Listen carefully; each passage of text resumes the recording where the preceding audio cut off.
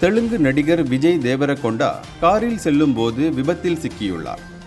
இந்த விபத்து தெலுங்கானா மாநிலம் ஐதராபாத் பெங்களூரு தேசிய நெடுஞ்சாலையில் நடந்துள்ளது. ஒரு காரின் திடீர் திருப்பத்தால் இந்த விபத்து ஏற்பட்டுள்ளது. ஆனால் விஜய்க்கோ அவருடன் இருந்தவர்களுக்கோ எந்தவித காயமும் ஏற்படவில்லை. அவரது லெக்சஸ் கார் லேசாக சேதமடைந்தது. விபத்து நடந்தவுடனே அவர் மற்றொரு காரில் தனது பயணத்தை தொடர்ந்தார்.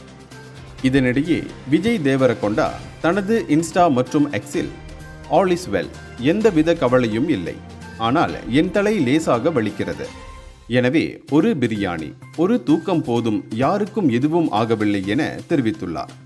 சில நாட்களுக்கு முன்புதான் நடிகை ராஷ்மிகா மந்தனா மற்றும் விஜய் தேவரகொண்டா இருவரும் நிச்சயதார்த்தம் செய்ததாக பல ஊடகங்கள் செய்திகள் வெளியிட்டன. திருமணம் 2026 பிப்ரவரியில் நடைபெறும் என்றும் சொல்லப்பட்டது. எனினும் இருவரும் இது குறித்து தனிப்பட்ட அறிவிப்புகளை வெளியிடவில்லை. இந்த நிலையில் விபத்து குறித்த இந்த செய்தி ரசிகர்களுக்கு பெரும் அதிர்ச்சியை ஏற்படுத்தியிருக்கிறது.